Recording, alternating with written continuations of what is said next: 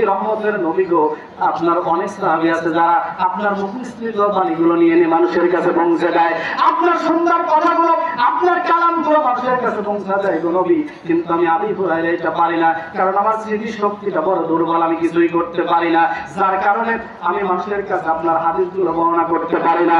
ইয়া রাসূলুল্লাহ, ইয়া হাবিবাল্লাহ নবী, আমার তো মন চায় আপনার একটা হাদিস যেন আমি মানুষের কাছে প্রচার করি গো নবী। রাহমাতাল লিল আলামিন নবী, কি রহমতের নবী, একবার খেয়াল করেন। নবী বললেন সাহাবী আবু হুরায়রা বসো, সুবহানাল্লাহ কোন। এভাবে বসার পরে মনে করলেন এটা একটা রুমাল, এইটা কি? এইটা রুমাল বললেন আবু হুরায়রা, তুমি এভাবে রুমালটা ফেলে দাও।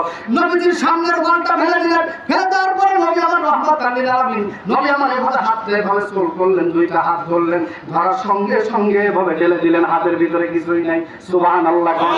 প্রিয় ভাইরা আমার, এভাবে আঙ্গুল ধরে যখন চোখ ধরে যখন ঢেলে দিলেন, আবু হুরায়রা রাদিয়াল্লাহু তাআলা একবার নবীজির মুখের দিকে তাকায়। এটা বুখারীর বর্ণনায় বলছি, আমি আপনাকে বলে দেখবেন গিয়ে বুখারীর ভিতরে 119 নম্বর হাদিস। এটা আবু হুরায়রা রাদিয়াল্লাহু তাআলা একবার নবীজির চেহারার দিকে তাকায়, আরেকবার আপনার এই রুমালের দিকে তাকায়, একবার চেহারার দিকে তাকায়, আরেকবার রুমালের দিকে তাকায়। ব্যাপার কি? নবীজির হাতের ভিতরে তো কিছুই নাই, রুমালেও তো কিছু বলল না।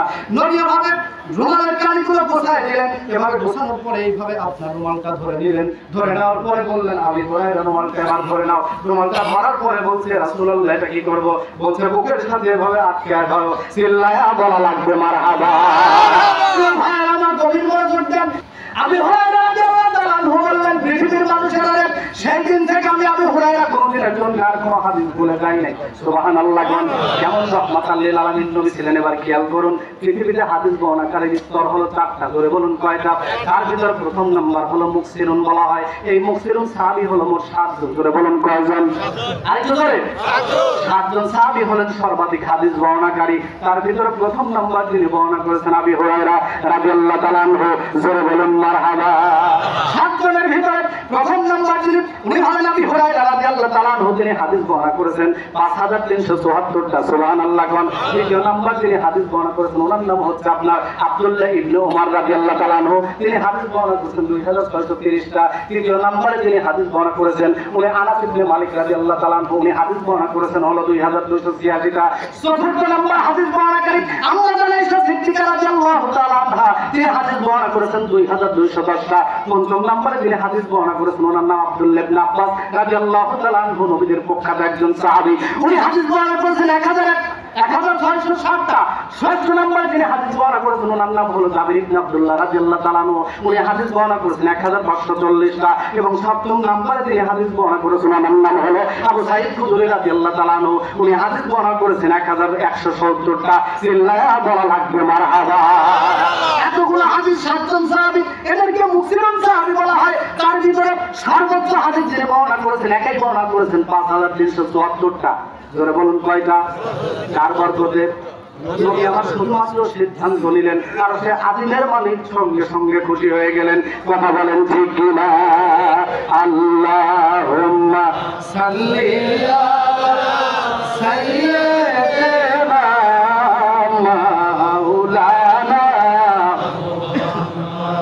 ওয়া আলা আলি সাইয়্যিদিনা ওয়া মাওলানা। আশিক বিনা কে বুঝিবে আমার দয়াল নবীর শান। কথা বলেন ঠিক কি বলেন?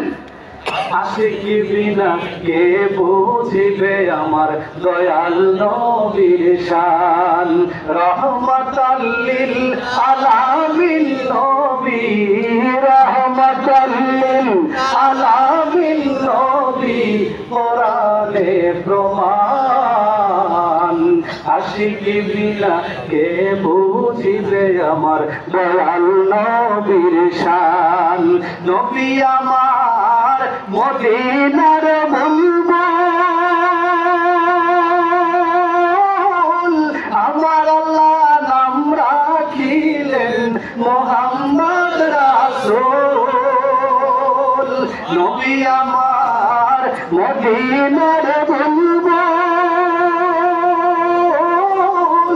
আমার আল্লাহ নাম রাখিলেন মুহাম্মদ রাসূল। ওই নবীকে না নবীকে না মানিলে থাকবে না ঈমান। আশিক বিনা কে বুঝিবে আমার দয়াল নবীর শান। রহমাতাল লিল আলামিন নবী, রহমাতাল লিল আলামিন নবী, কোরআনে প্রমাণ।